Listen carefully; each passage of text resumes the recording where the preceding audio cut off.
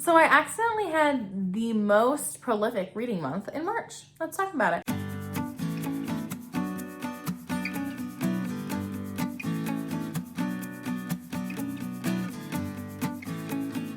Hello, my name is Emily Crow from The Cozy Crow, and welcome to my YouTube channel. And welcome to this reading wrap-up of the month of March in the year 2025. I experienced some serious escapism, and I happened to read 22 books this last month. And Alfred is trying to climb in my lap. He likes to join me for my book videos, I guess. Alfred. Oh. So I accidentally read 22 books in March, which is more than I've read since I've started tracking how much I've been reading, which is wild. I did not intend to read that many books, but I did. I have my little paper of all sorts of stats that I put together from my reading this past month. So if you have any other questions that I don't cover in this statistics section, then just let me know down below and I can always answer you there. So like I said, I read 22 books in the month of March. On audio, I read 17 books. Yes, audio counts as reading. I read 2 electronic books or ebooks, and I read 3 books physically. Yeah, that checks out. I do a lot of audiobooks. That's my preferred method of reading. I get through a lot more content that way. And I can multitask when I listen to an audiobook. When we look at the breakdown of what genres I read, a lot of books fall into more than one genre, but I tried to pick the main genre of where I would place the book. This is not scientific. This is my opinion. I read 10 fantasy books. I read 5 romances. I read 1 horror. I read 1 historical fiction. I read 2 mysteries. I read 1 general fiction. I read 1 sci-fi. And I read 1 nonfiction. So this was the widest spread month I've ever had. I read a little bit of everything and a whole lot of fantasy. Normally, I do not have this many genres represented in my reading. I was very diverse this month. So I don't know what it was. I think I just was trying to find something that really hit the spot. And so I just explored a bunch of things. Out of my 22 books, I had an average rating of 4.16 stars, which is pretty dang good. I had a lot of 4.5 star reads actually. My lowest rating for a book this month was 2.75 stars. We'll not be continuing that series, but we'll get to that. And I did in fact have 1 5-star read this month. We'll talk about that too. Overall, I had a pretty good month, though I had a couple definite flops. And I read for enjoyment, and so I try really hard to pick books that I think I'm gonna really enjoy. If we look at the year that these books were published that I read, I just like to see how current or relevant my reading tastes are. I read 2 books published in this year in 2025. I read 6 books published last year. I read 8 books published in the earlier 2020s. I read 3 books published in the 2010s. 1 book published in the 2000s. 1 book published in the 1990s. And then my oldest book was published in 1954. That was The Fellowship of the Ring by J.R.R. Tolkien. In my reading, what I learned, it's not actually its own book.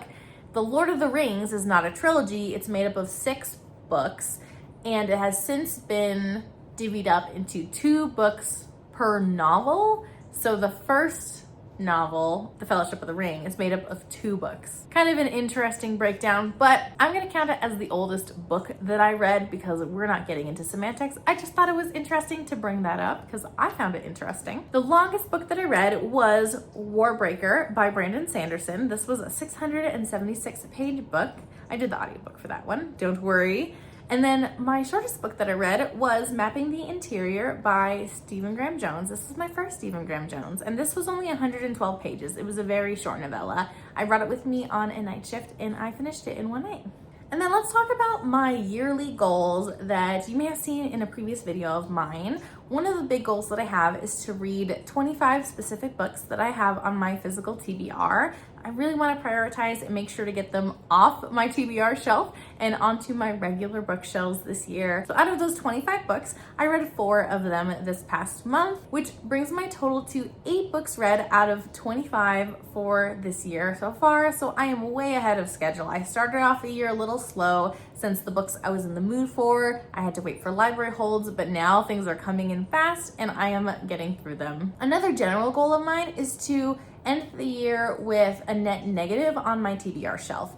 My TBR shelf is in my closet. So It's not actually just a single shelf. It's taking up a lot of nooks and crannies in my closet. I really want to read a lot of those books and get them out of my closet to kind of clear up my closet space and to feel like I am consuming more books that I am purchasing. So my general goal for the year is to have a net negative. I don't know exactly how many books are on my TBR shelf, but I'm tracking my net in and my net out, the books I'm purchasing, things I'm gifted even from, like, my mom likes to send me books occasionally, books that I unhaul or that I read and then take out of my TBR shelf. I'm tracking all the ins and outs, and I was able to get 16 books off of my physical TBR this month, which is awesome. That's a really, really large chunk of books. Now, I did purchase some books, so my net amount of books on my TBR shelf for the entire year right now is, I think, +9.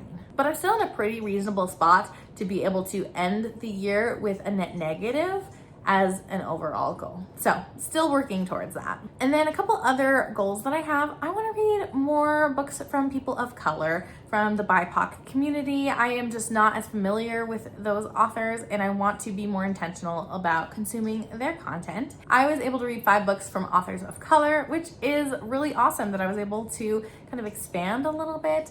I don't necessarily have a final goal. I just want to intentionally seek out more BIPOC authors. Working on that, I'm excited to share with you some of the books that I read this month in that category. And then my final goal this year is to read more classics in general, whether it's to reread things that I read in school and that I generally enjoyed, or to read things that I never read in school and always felt like I was missing out on. So I read 2 classics this month. Not a whole ton this month, but I do have some more that I'm looking forward to reading in April. Okay, there's a look at all the books I got out of my TBR. This also includes books that I read after I purchased them and I wanted them on my bookshelf. And it does not include the things that I got from my library and did not end up purchasing. So there's more than 16 books here, but it tells a little bit different story than the 16 books I got off my TBR. But let's jump right into it and talk about all the books that I read this past month. Time to rearrange, because right now this is the first book that I read in the month and this is the last one. So we need to swap everything around. Ta-da! All the books that I read in March. Most of the books that I read in March. Oh my gosh, it's so tall. I can't reach. And I'm also like really far away from my shelf because the more books that I read, the more books I have stacked down here. And so I can't get as close to the shelf as I used to be when I first started doing these wrap-up videos. So I really need to finish this bookshelf that is like really close to being done so we can enjoy putting all these books away and actually getting to experience a bookshelf instead of a pile of books on the floor. The first book that I read in the month of March was The Spellshop by Sarah Beth Durst. This was a book that I had purchased for myself, and then my mom actually a week later sent me a copy because she had read it and she really, really loved it. So I had to return the original book that I had purchased to my local bookstore so that I wouldn't have 2 copies of the same book. It's got these really pretty purple sprayed edges. This is a cozy fantasy. I really loved it. I feel like there's a lot of cozy fantasies coming out, but I felt like this story felt unique and fresh and different. I really liked how in this world there was a lot of different types of characters that were not just humans or humanoid type characters. There was a talking plant, which was really fun. And it just felt really diverse and different and not like any other fantasy story that I've read, which was really fun. I did feel like though some of the stakes were a little bit skewed. So this is in general a pretty low stakes book, which was really nice. I really liked the pacing and the comfort and the feel of it. But the big conflict or the fear that the main character had of being found out in the midst of a revolution. Keela is escaping from the city and going to her island that she was born on, that she grew up on, this little tiny town. And she tries to take as many spell books as she can carry to kind of preserve that knowledge. She works in a library. And she is afraid that they're going to come after her because it is contraband to have magic and to have access to magical artifacts. Her anxiety over getting found out didn't really fit in with the low stakes of the whole rest of the book. And so that was like a little bit not perfect for me, but I really love this story. I love getting to know the characters.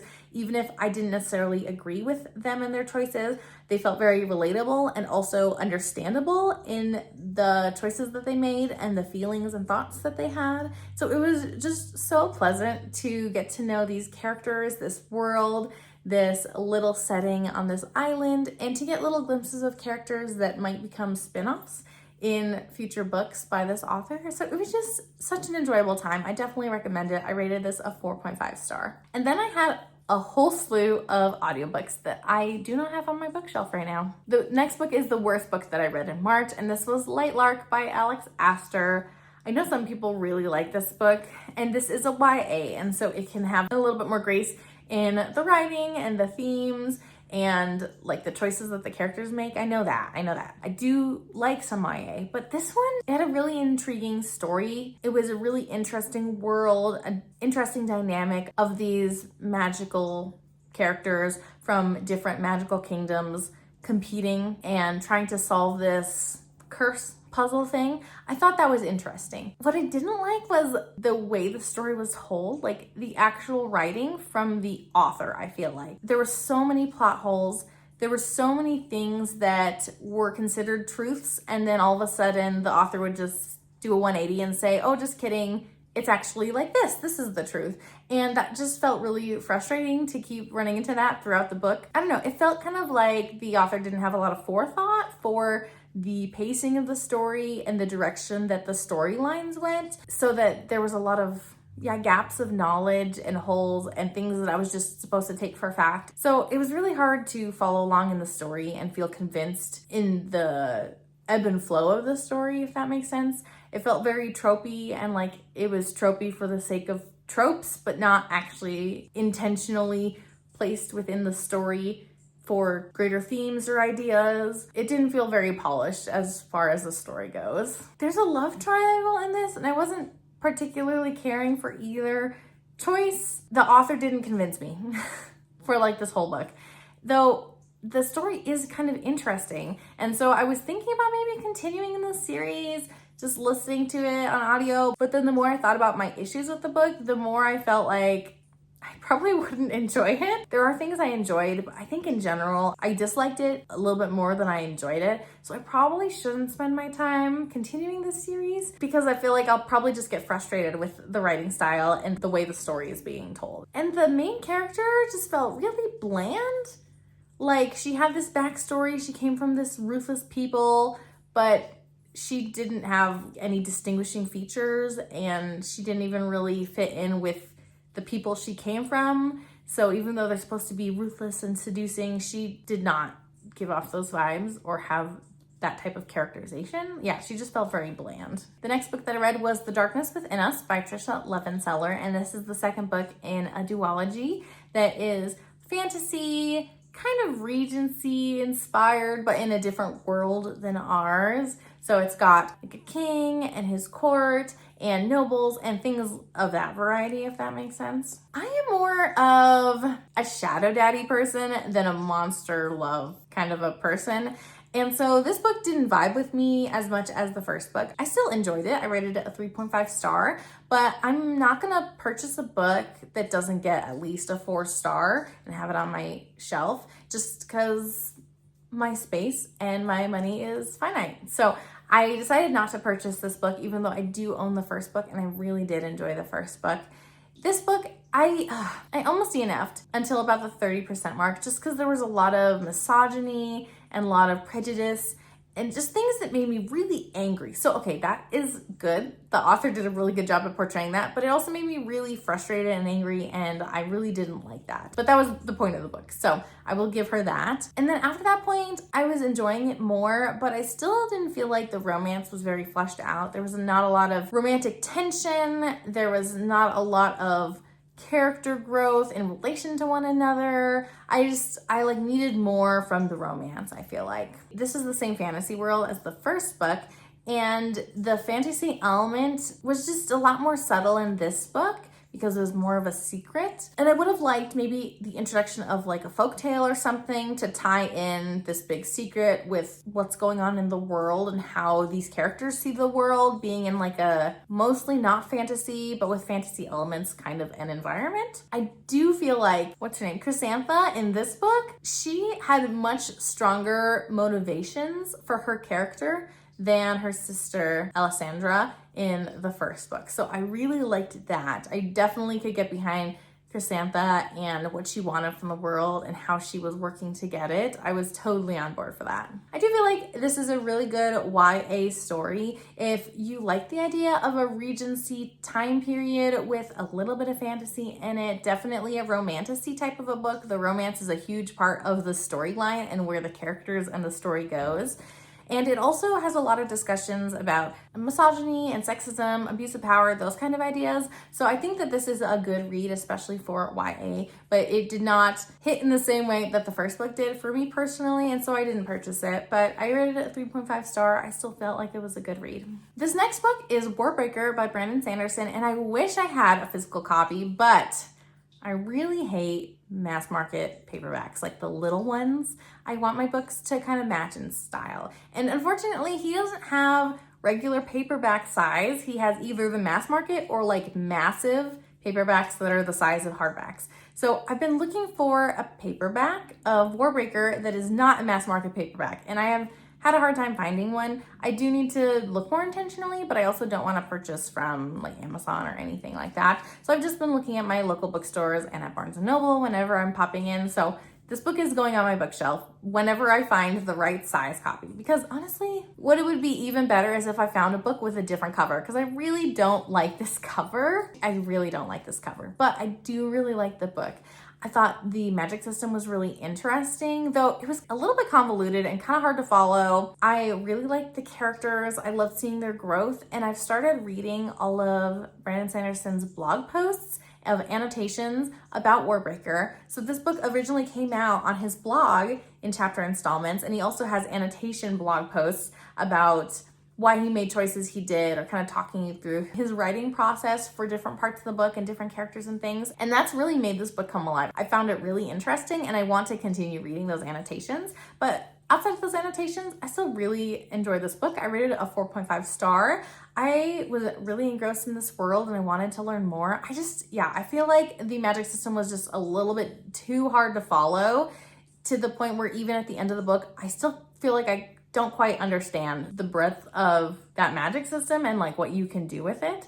I liked the reveal at the end. That was really fun. This isn't necessarily intended to be a series, though I know that Sanderson has said he could continue and he would be interested in writing another book maybe for the series. So maybe one day, though this book was published quite a while ago, so I don't think there's anything necessarily in the works that we should keep an eye out for, but I did enjoy it.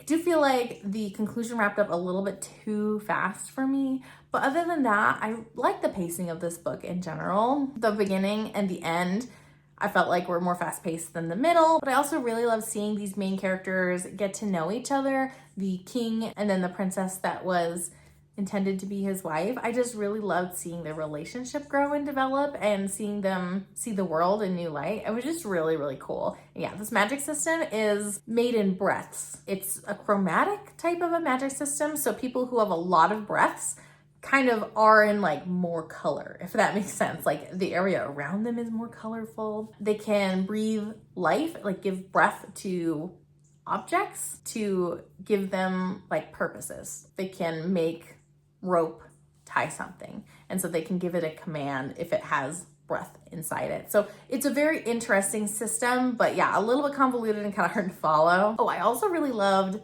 the Light Song. What's his name? Light Song. Hilarious. I loved his character. He was probably my favorite, and just seeing his growth throughout this book. He is seen as a godlike figure, and so you see from his perspective what it's like to be considered a god in this world when he doesn't really feel like a god. So it was just really fun to hear his perspective, and he was very witty and snarky, and he was a very clever character, and so it was just so fun. There were so many laugh out loud moments from Light Song's character, and I appreciated him probably the most of anyone in this book. The next book that I read is Out of the Woods by Hannah Bonam-Young, and this is a new release by her. I really loved Out on a Limb. It was one of my favorite books that I read last year, so I was really excited to read this next book that talks about Sarah and Caleb, who you see in the first book. They are already married, but they're kind of in a rocky part of their marriage, and they need to kind of reconnect and communicate and kind of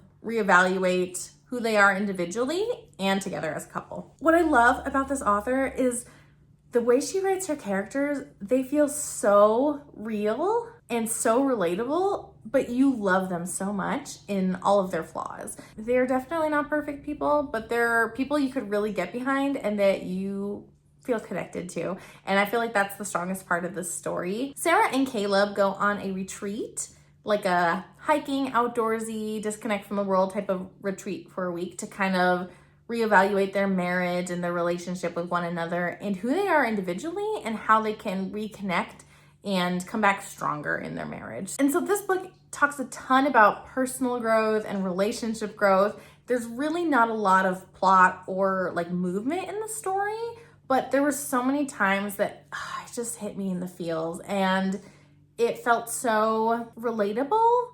I've been married for 7 years now, and there's a lot of sentiments in this book that felt very relatable to me, even though Sarah's personal struggles are very different than my personal struggles, are very different than their relationship struggles, which are different than like my relationship struggles. And so, it just like touched my heart in so many ways and so many moments. Really something special to read, though I feel like maybe a little bit more like drama, or I don't know. I guess it felt like not quite as high stakes as a lot of romances. And so it didn't pull me into the story quite as much as I would have liked, but I thoroughly enjoyed reading it every chance I opened this audiobook. I will also say that I did not quite like, there was like a small accident that happened at the end of this book. Sarah's reaction to the situation made me kind of annoyed with her, whereas I had really appreciated her character the whole rest of the book. So I don't really see how that instance at the end of the book added to the story. Maybe it was, the drama that the author was looking for to add to the story, that the rest of the story was lacking a little bit, but I really didn't like Sarah's reaction to the situation. It resolved pretty quickly. It really wasn't a big deal. I mean, I am a medical professional, and so I have a very different perspective on a small accident like this. It just made me annoyed with Sarah. So I rated this a 4.5 star. There's so many things I loved, I adored. I felt really connected to this story, but there were a couple things that I felt like were a little bit lacking or that I maybe would have wanted a little different in a story like this. The next book that I read, this was my favorite book of the month. This is Spark of the Everflame by Penn. This is the paperback indie version. I had randomly found out that the indie version was getting traditionally published, and it was like a week or so before that change was gonna happen. I had always wanted to read this series, I just hadn't gotten around to it yet. So then finally I was like, you know what? I'm just gonna buy the indie books to make sure I have them on my shelf. And I managed to find copies of the first 3 books that were available indie published. And I finally got around months later to reading the series. And I'm really glad that I purchased the books because I thoroughly enjoyed this. 5 star. This book is about Deonn, who is a mortal girl living in a world where there are mortals and there are descendants who are descended from the gods. The descended have powers. There's definitely a class hierarchy going on, but there's also a lot of animosity between both groups. Not necessarily caste system wise. There's a little bit of prejudice for sure, but there's a lot of the mortals want better conditions and more respect and more freedom in what they want to do rather than just slotting into the life of the descended, whereas the descended are feeling unsafe because of the way the mortals are retaliating, if that makes sense. So very understandable conflicts, but a little bit different than kind of what I was expecting between these two classes of people, between these two races. I love that Deonn is a healer in this world and her mom disappears, and so she's experiencing some grief and she's trying to find her way in this world when she's noticing there's a little bit of upheaval that is being hinted at. seems like times are maybe changing and there's some conflict that is going to arise in this world between the Descendant and the mortals. She's, getting inklings of things. She ends up starting to form relationships with a couple of the Descended, and she's starting to form relationships with some rebels, and she's trying to figure out her place in all this. This book is a lot about character growth and decisions for DM as she's trying to figure out how she's balancing all these things and what's most important to her and what she's willing to fight for, because she sees good in both classes of people and she sees truth in both sides of the coin. And so she's trying to figure out where she is in all of this. There's some interesting magical things that happen and she's not sure the origin of things. There's a really good cliffhanger at the end of this book. I thoroughly enjoyed it. And maybe because she is a healer character, but she also is pretty tough because her stepfather is a commander in the army, and so he has taught her to be self-sufficient too. But I really love seeing her growth personally as a character, and it made me want to read the next book ASAP. So you'll see it up here as well. We'll talk about that in a little bit. The next book that I read was The Cruel Prince by Holly Black. I rated this a 3.25 star. I was kind of 50-50 on like how much I liked this versus how much I disliked this. This book has been around for a while, but if you're not familiar with the premise of this story, there are a couple mortal girls whose half-sister is Fae, and the Fae father comes and kidnaps all these girls and brings them back to the Fae world. So there's two mortals living in this Fae family in the Fae world trying to navigate, and there's a lot of hatred for the mortals.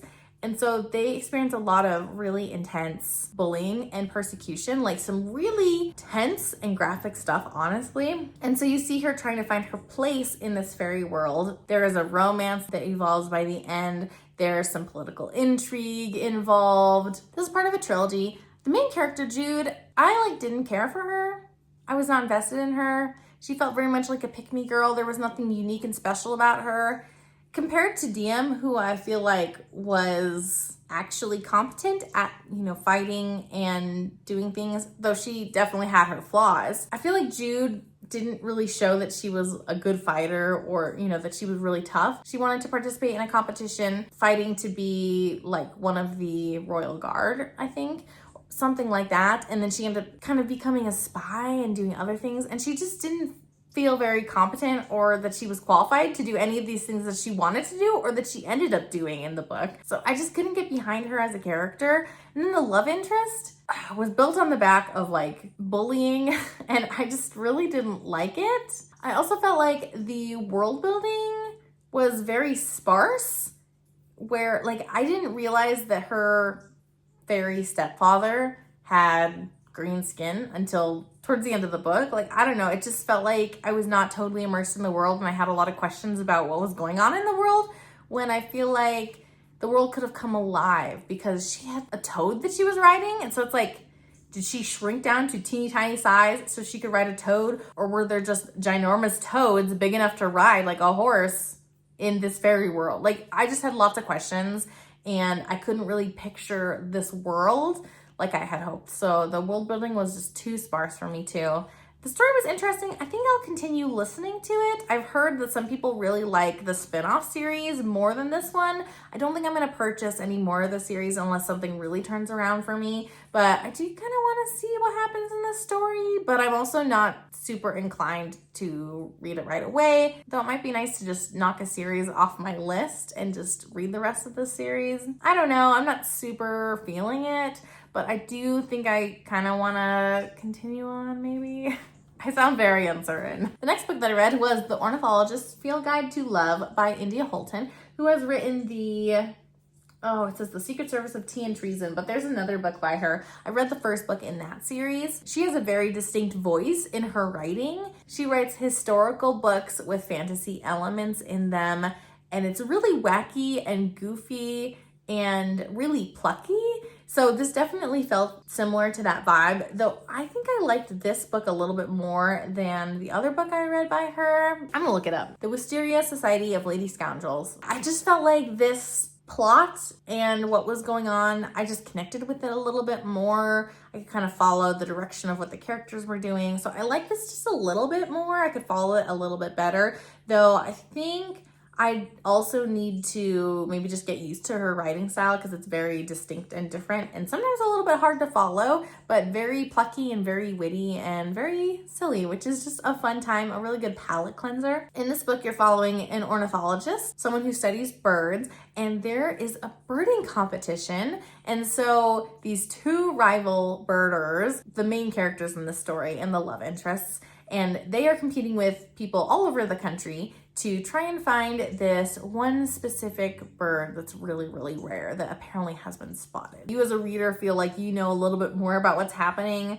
than the main characters. I wish that this story either had a lot more magical elements or had no magical elements. There was just a little bit of magic in that there were a handful of magical birds that were sighted in this book. It was just kind of hard to follow in that sense. I wish there were either regular birds or it was a magical world and there was a lot more magic involved rather than just a regular world with random magical birds. Yeah, so it felt a little bit hard to truly sink myself into this world because it kind of straddled the line between both fantasy and historical fiction. So much so that would probably be true, in my perspective, for all of her stories, that it kind of straddles that line and sometimes it's kind of hard to get into. I rated this a 4.25 star. There was so many funny one-liners. It was just a really fun palate cleanser, though the makeup of the story was not my favorite, and some things with like the publicity stunt and like how all the story came to be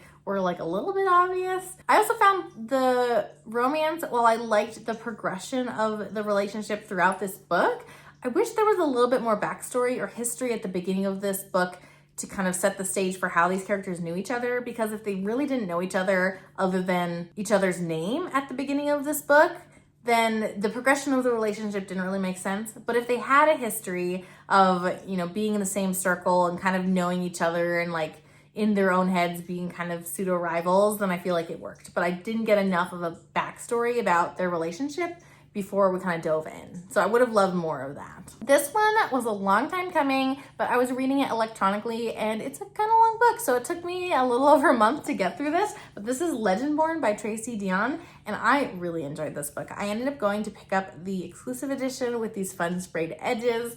This book is about a girl named Bree who is 16, 17. She's about to start her senior year of high school, and she is still heavily grieving the recent death of her mom in an accident that totally caught her off guard. She goes to an early college program for high school students at UNC Chapel Hill, which is pseudo-local to her. Like, it's a little bit of a drive, but it's kind of in the same vicinity. And while she's there, she stumbles on a secret society that involves hunting demons and magic and descendants of King Arthur and like that realm.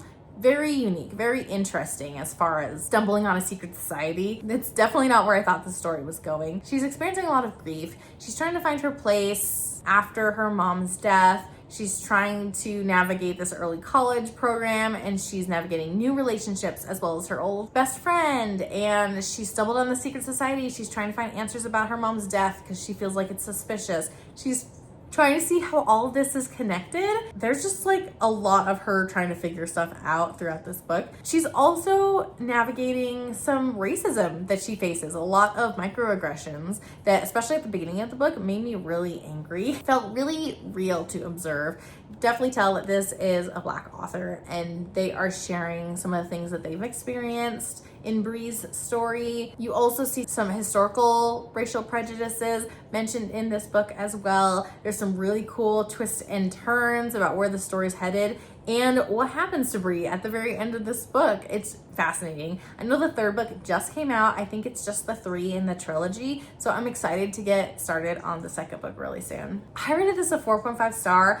I thought it was so good. I did have a hard time following along with the secret society and the different like vocabulary words and how the different roles were related to each other. I just feel like it was never explained super well, which is kind of hard to believe because Bree has no idea what's going on. So I feel like there should have been a little bit more explanation on like who's who and how people are connected, just to help me understand what's going on, because they kept mentioning like different titles and things and I was like, I really still don't understand what they do or who they are or what their role is in this organization. So I wish there was a little bit more explanation about things like that. The next book that I read was from another author of color. This is Stephen Graham Jones, who is Native American. I don't know what tribe he's from. Does it say in here in his bio? That would be cool. It doesn't say what tribe he's from, but he is Native American. This is Mapping the Interior, a little novella that came out a few years ago. I found this at my local bookstore, and I had heard of Stephen Graham Jones, but hadn't read any of his work yet. So I figured might as well try it, purchasing something from my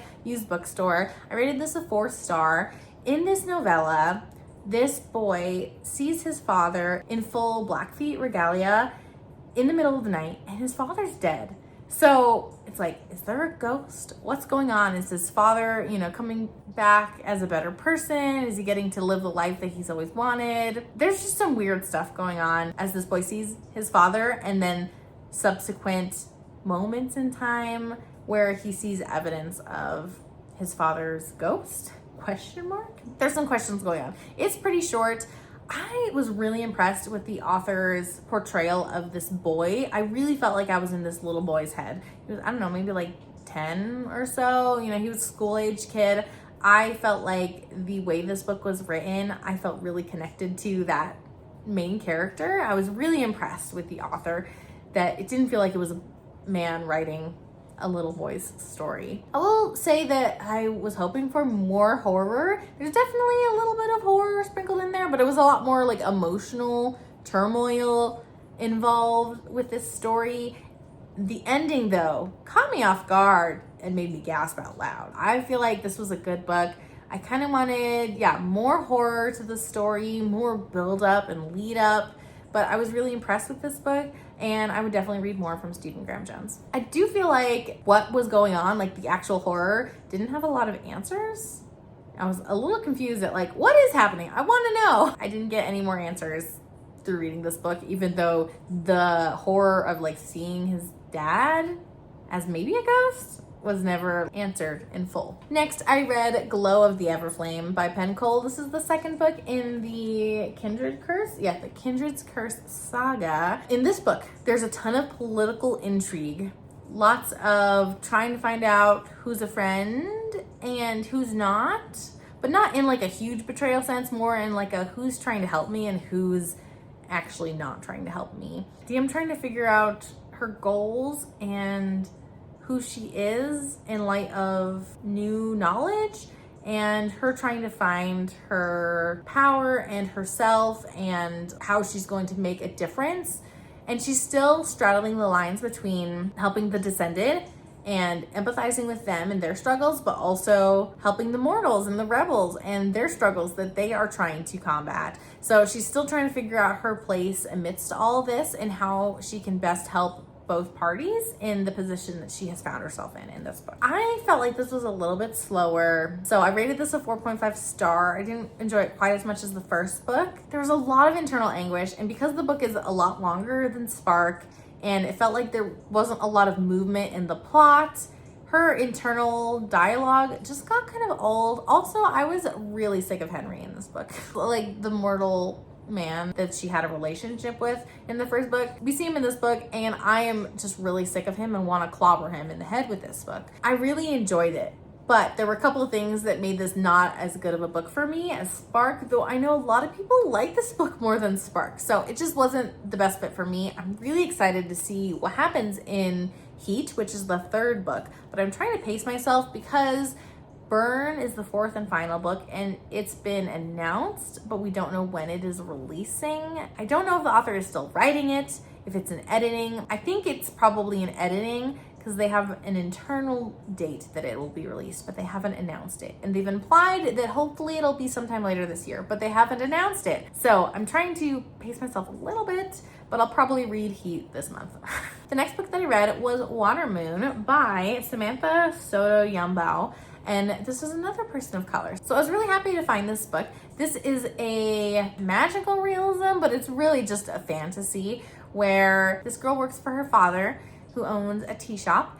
And when people come in, they exchange memories or experiences or choices that they make when they're in the tea shop. And they only come on accident.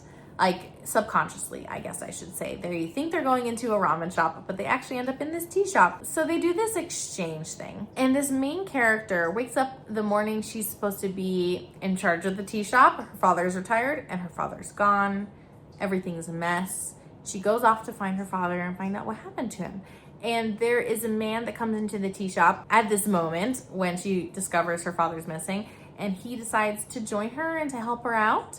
And so you see these two travel between lots of different dimensions of like different worlds that have different rules of life. Really fascinating. Lots of really unique places that they go with unique characters, like this one world that everything's made of paper, this one world that her grandmother lives in that only is available if people go to sleep at midnight, and then they can come like eat at her cafe. It's a really interesting type of a story.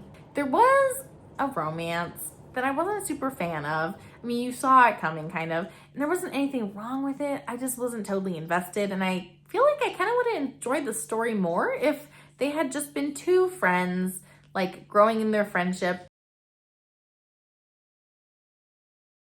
Hello, friends. I look different now. I am a week and a half in the future because I was sitting down to edit this video, and I realized that when I got an Amber Alert halfway through my filming and my phone let me keep filming, I thought there wasn't a problem, but it cut out all audio after that point. Now I'm refilming the audio for the second half of my list of what I read in March. I do apologize if my energy is like not quite there because I'm more than a little bit peeved on the turn of events. You'll also notice I got more rubber bands for my braces, so it's a little harder for me to talk to. So all not great things, but we're gonna have a fun time. I've got lots of exciting things to share with you.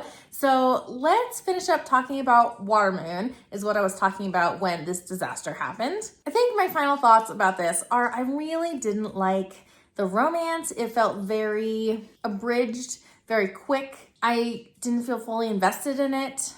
And I feel like I would have liked this story more if there was no evidence of romance, if it was just someone trying to be nice and helping this girl out and then becoming friends and caring for each other in a very platonic way. I feel like I would have liked that more than having this little romance thrown in. All in all, I did enjoy this book, but there were a lot of things about it that just made it not a perfect read for me, with the pacing and constantly running between the different worlds and not getting a really thorough look at each of them, and the romance thrown in there. 4-star. Still good. I would still recommend it. It's a nice and quick read. The next book that I have to talk about is Demon Copperhead by Barbara Kingsolver. This has been on my TBR for a while. As you see, I have the hardcover edition, and I'm really glad I was finally able to read this. I was finally in the mood. And I would say after the first quarter or 30% of this book, I was enthralled and could not put it down. I really enjoyed myself. I rated this a 4.5 star. This is a book about generational trauma and generational lack of wealth. Demon Copperhead is inspired by David Copperfield, and I did not want to read that book. I know I'm reading classics, but that book is so long, and being that it's an older book, I feel like it would just be such a slog. So I don't think I will ever read that. But if you have, I think you would appreciate the nods to David Copperfield in this book. This is set in the 90s, early 2000s, and you get to see Demon as he experiences so many things, from foster care and domestic issues in his home and trauma from his family, seeing the ups and downs of him growing up in this and just trying to survive in the world. I mean, as a kid, you're trying to deal with a lot of stuff as you're, growing up into the world and trying to find your place in it. And then add on top of that, all of these struggles that are really only meant for adults. You see his issues with drug use and relationship struggles as he's like growing up. You see him as a young adult as well. And while I feel like this book is one that everyone should read and everyone should learn from, I didn't feel as emotionally attached to these characters as I anticipated. Like, I definitely, felt it in my heart, but I did feel a little bit removed from the experiences he was facing.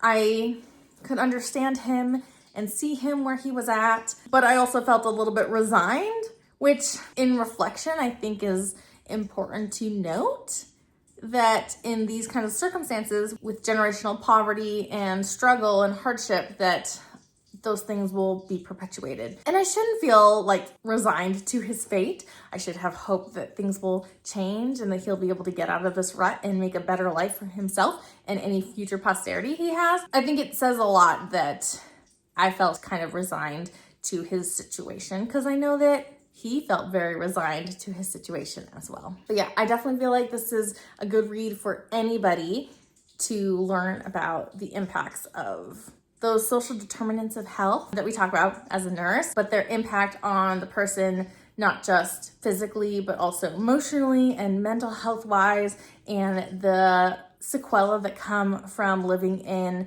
environments like that. Another 4.5 star read from my shelf was A Perilous Undertaking by Deanna Raybourn. This is the second book in the Veronica Speedwell series, which is set in the 1880s. So a little bit older, definitely a historical book, but it is a mystery series with a little dash of romance thrown in. And I really enjoyed the first book. And I think I might have enjoyed this book even more, as I was really getting to know these characters and really feel invested in them individually and in their relationships. I feel like we still got to learn things about each of these characters and see their growth, and also see the trajectory of where this series is headed. I really love Veronica's character and how she defies society, but she still can kind of be a part of what's happening in society. She's not a total outcast, but she's very much an odd duck. Oh, look, here's Alfred again. Like I said, he loves joining me for my videos here. I'm really surprised it took so long to continue on in the series, considering how much I liked the first book and how much I love this book too. I really need to stay on top of them, because I think maybe book number 9 just came out. So I have a lot of catching up to do. So I think I should really jump in and read more of these. I've really been enjoying them. I love the slow burn romance. I love the mystery aspect. It's not a fair play mystery where you as the reader could figure out who it was based on all the clues that are made available, but there's definitely clues and red herrings, and you're still trying to figure out what's going on, and some people are suspicious. There's a lot of talking. All the suspects are basically in one spot, and so it's a lot of interacting with different people and going to different like rooms and special secret places within this mansion area, rather than going on a wide adventure to solve this mystery. So definitely a very different feel than the first book, but I feel like it flows very well with the trajectory of where the series is headed. And I actually just purchased this book, and it wasn't in my stack over here, but I have it to show you here. Less editing for me, I don't have to throw it in, but this is The Memory Police by Yōko Ogawa, and this is a classic written in the 90s. It was translated from Japanese, and so I definitely felt that. I feel like every book I've read translated from Japanese to English has a certain cadence to it that I'm not like a super huge fan of. It didn't bother me too much in this book, but I definitely could tell that this was a translated work. This book is about this dystopian style village where things go missing and just disappear, both from people's memories and from the world at large. So birds go missing, they all get let loose, and everyone's memories of birds disappear. All evidence of birds in books and pictures gets taken away by the memory police, things like that. And over time, you see more and more things disappear physically and from people's memories, and you see how that impacts the people at large. Most people kind of fall in line with this mentality, but there's a couple people who are not affected by the disappearance of these memories, and so they still remember everything that is disappearing. Those people are getting hunted down by the memory police. And so in this story, our main character is a novelist. She rescues her editor and puts him into hiding within her house. You see the progression of this memory loss and the impact on the society at large. The climax of the story, while I kind of expected it to go the direction it did, the climax blew me away and went farther than I anticipated. And it was so gut-wrenching. I was just aghast. For the next 30, 40 pages of this book, I just could not wrap my brain around what was happening. I saw this doom be revealed, and I saw this slow degradation of like the impact happening, and I just couldn't look away. It was like a car wreck. I really enjoyed this book, and I am in general a fan of dystopian novels, and I feel like it's important to recognize these themes and see how they exist in our current society, even if it is painful to do so. And I really enjoyed this book and the things that it taught me and that it made me think about. I rated this a 4.25 star. And while I feel like there's some loose ends and I still have some questions that just never got answered, which is why I didn't rate it as high as I could have, I still feel like the author accomplished what they set out to do. One thing I didn't like, and again, it's these romances that are thrown in. Not every book needs a romance, but there's this romance that is just like very casually kind of slipped in a couple spots where I'm like, wait, did they just do what I thought they did? I just feel like it kind of cheapened the story, because it could have been just as good of a story with a platonic relationship of just caring for one another in their society at large, rather than making it slightly a romantic relationship where we only got a little inkling of what was growing between these two. So not my favorite. I was really hoping it wouldn't go there, but it went there. So still really enjoyed this book, and I'll be thinking about this for a while. Honestly, I had a string of some really good reads this month. The next one that I read was A Prayer for the Crown Shy, and this is by Becky Chambers. It's a novella. It's the second book in the Monk and Robot series. So in the first book, Psalm for the Wild Build, I think it's called, Dex, our monk, is traveling. They sell tea and kind of hear people's worries and give them temporary companionship in the moment. And they give them companionship in the moment to feel like their worries and their burdens are not as large as they may seem. They're traveling around the country, this utopia type of a civilization that they have, where life is just simple. And they run into a robot. And the robot is like, hey, we left you guys hundreds of years ago, and we wanted to see how you're doing. In that first book, you see them interact for the first time, and robot is trying to figure out kind of what's happening. And in this book, you see Dex and Mosscap, the name of the robot, traveling around and visiting different villages and cities so that Mosscap can get a sense for how civilization has been since the robots left these people to fend for themselves, and to find out what these people need. I actually like this book more than the first one. I rated this a 4.5 star, and I think it's because it has a little bit more plot and direction than the first book, where they're really just talking and getting to know each other. In this book, they are traveling around, they are meeting people, Mosscap's trying to learn from the people, Mosscap is kind of integrating into society and learning the value of trading goods with one another and giving what you have and receiving what you need in return. And I really liked getting to see Mosscap really learn about this world and about humans in general. I also really liked that you see a little bit of dissonance in both these characters as they're trying to figure out like their next steps. And that's where this book leads off, is what are they gonna do next? But regardless of what they're gonna do next, they're gonna do it together, which just makes you feel nice and warm inside. So I did really like this book. I rated it a 4.5 star. This is a nice, cozy sci-fi with a lot of philosophical speech in it.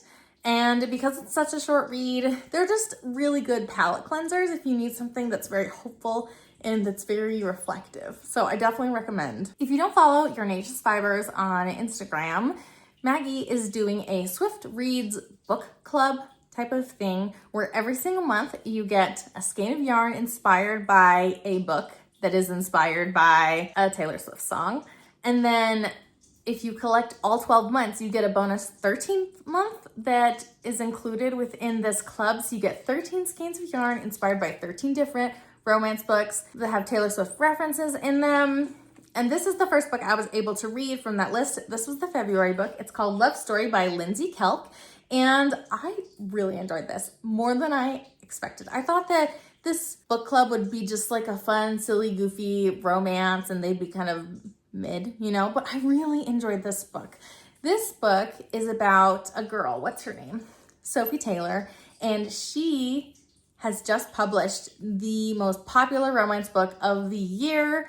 And she is making waves, but because she works as a teacher and she's worried about what her literary snob parents would think of her writing, she is anonymous And so she has this big secret, this huge success that she has only shared with 1 or 2 other people. And she keeps seeing her book around, people talking about her book. She's seeing the waves that her book is creating. She's even hearing from her parents as they are complaining about this book that everyone thinks is popular and it's just smut, etc., etc. So I loved seeing Sophie's character as she is gaining courage and learning to embrace what she is proud of personally, despite what other people think, and the impact that those choices have on the people who love her. I rated this a 4.5 star, though the conflict seems like it would resolve fairly easily. Just tell your loved ones that this is your book. I appreciated the struggle that she was experiencing, and it felt very much like a real and valid concern of hers, though I am a different personality than she. So I would have made a different choice along that path.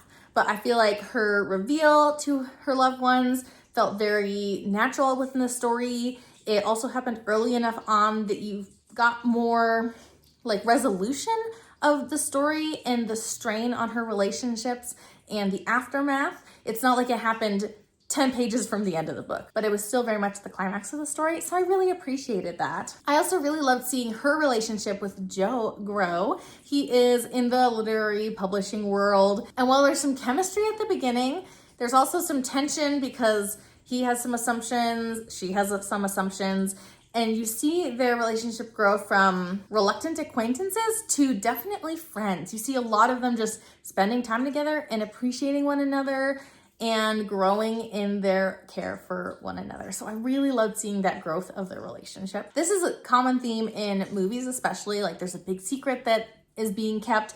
They get a little bit cringy and almost a little ridiculous in, you know, how hard the characters work to hide the secret or whatnot. So there was a little bit of that in this book, which is expected, but also not my favorite feeling to be like cringing throughout this whole book and being like, just tell the secret, like it's not that big of a deal. But that's just me. So if you like that type of vibe, it's got that in here. I also felt like while I love the progression of the relationship, Joe's immediate feelings for her were a little bit insta-lovey, though it was definitely balanced out by all the time they spent together and how their friendship grew before he made his feelings known for her. Overall, I really enjoyed this book, so much so that after I read it from my library, I picked up a copy for my shelf because I really enjoyed it. My favorite part is all the commentary on romance books and their validity in the literary world, that they still teach us a lot about relationships, that they help us learn about ourselves, that they portray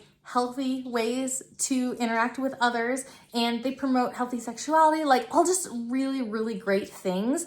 And the romance genre is often discredited by men and by other literary snobs because a lot of romance novels are more lighthearted and have a happily ever after in them. And so I love that discussion of the romance genre in general, and that really solidified it for me as a book I really enjoyed. This next book I have is Tangled Up in You by Christina Lauren, and this was one of my ebooks this month, and so this was honestly perfect for ebook because it's a pretty quick read. It's only about 300 pages. It's not even quite 300 pages. And because it's YA/new adult, it was just an easy breezy type of read. Yes, again, perfect for reading in bed on my Kindle late at night with the lights off as I'm just winding down for bed. This is a modern day retelling of the Rapunzel story, specifically Disney's Tangled movie, which is honestly one of my favorites. Like top 5 movies of all time, probably. Like I love Tangled, and I, especially when I was younger, very much identified with Rapunzel as a character. And I will say, their portrayal of Wren is the girl in this book. Her character, I loved her characterization in this book. It felt very fun and fresh and like very believable, but also very much connected with Rapunzel as a character. It wasn't a carbon copy of Rapunzel, but it was close enough that I could definitely see how that character was influenced by the movie. You get to see Wren's character as she's lived on a homestead her whole life. She finally gets to go to college. She's a really, really smart person, and she just wants to see the great wide world and bring that world back to her homestead to take care of her family's farm and her parents a little bit better. So she goes off to this small college and she shines there because She's so smart, and she is just so friendly and kind and sees the best in everyone.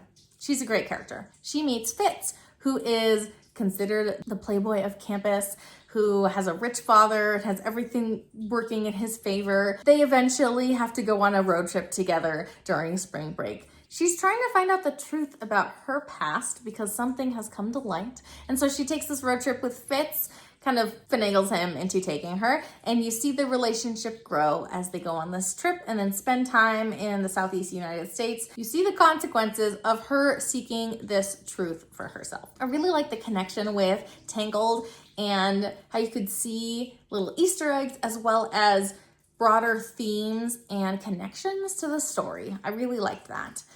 However, I just feel like the high stakes and tension of fantasy doesn't suit a modern day world book as much. And like, I'm not a thriller person, and I feel like this had some heavier stakes and some pretty crazy stuff that happened towards the end. There's some references to like trouble with the law and cheating and like things like that that just didn't make me feel great and made me not enjoy the story as much as I would have if the connection to Tangled was not as strong. I feel like it makes sense. They did a really great job at bridging that connection, but for me, it's not my kind of story, if that makes sense. It feels kind of lower stakes for most of the story, and then all of a sudden there's some really high stakes and some drama and some intensity towards the end. You also get to see the aftermath too, which I really, really like. I rated this a 4-star. I definitely recommend it. It's mostly, again, a nice, easy read with some high stakes towards the end. The next book that I read was The Fellowship of the Ring by Tolkien. And this is one of my more casual goals, or a goal I didn't specify outright. I really want to read this whole series this year. I reread The Hobbit in a previous month, and while I'd read that a couple times, it was really good to read it again and kind of be in Tolkien's mindset before jumping into The Fellowship of the Ring, which is actually made up of 2 novels. I think I mentioned that earlier, but I'd never read this book before, and I did the audiobook. Who was the narrator? Andy Serkis was amazing. Really made these characters come to life, had some really great voices, really made the music come to life. I honestly don't think I will try another narrator for the rest of the series. There's a couple different versions of the audiobook, and I think I'm just gonna stick with Andy Serkis because I really loved his work and how vibrant he made these characters. I am familiar with the movies, and I loved getting more details about the story. It did feel really slow at the beginning, as they spent forever in the forest, it felt like, doing not much. I mean, they met Tom Bombadil, but that's about all they really did that was significant. Whereas in the movie, I feel like they get to the Prancing Pony pretty quickly. And so that was just interesting to see how the pacing was different in the movie versus the book. I also really love Boromir's character. In the movie, he's seen kind of one note. You don't get a lot of depth to him or a lot of nuance. And in the book, you see a lot more nuance, which I really appreciated. That was something that really added to my knowledge of the series in general. I enjoyed it. I rate this a 4.75 star. Again, just the pacing towards the beginning especially was a bit slow, but it definitely picked up a little bit more and was very intriguing to read about. And I feel like if I circle back to this series after reading a lot more of Tolkien's work in the Lord of the Rings kind of universe, then I would get even more Easter eggs out of this, because you can tell this is a very thoughtful book and a very thoughtful world. The next book that I read was The Neighbor Favor by Christina Forrest, and this is the first in an interconnected standalone series of the Green sisters. This is the first one. What's her name? Lily Green. I rated this a 3.75 star. In general, pretty decent book. I really love the premise, and I just feel like the execution was not quite what I was expecting from the premise. But you'll see he has this book. What's his name? Nick? Yes. So Nick has this book. He wrote The Elves of Ceridon, which is a fantasy novel that involves black elves. And Lily, when she was younger, really connected with this story because you don't see black elves hardly ever, and she loved this fantasy. She was really hoping for a sequel, and it just never really happened, but she kind of kept tabs on this author. She sees that he has a website and contact information after years and years, so she reaches out to him. They do like a email pen pal type of a situation until he suddenly ghosts her. Come to find out, her new neighbor, Nick, is the one and the same author of her favorite fantasy novel. And you see them grow in their relationship. He keeps that secret for quite a while, and you see their relationship change over time. He already knows a lot of stuff about her, and she feels really connected to him, but doesn't realize who he is, kind of thing. And you see things kind of change that way. I did feel like these characters' struggles were very low stakes. Concerns for dating situation, a little bit of conflict with their family or setting boundaries, things like that.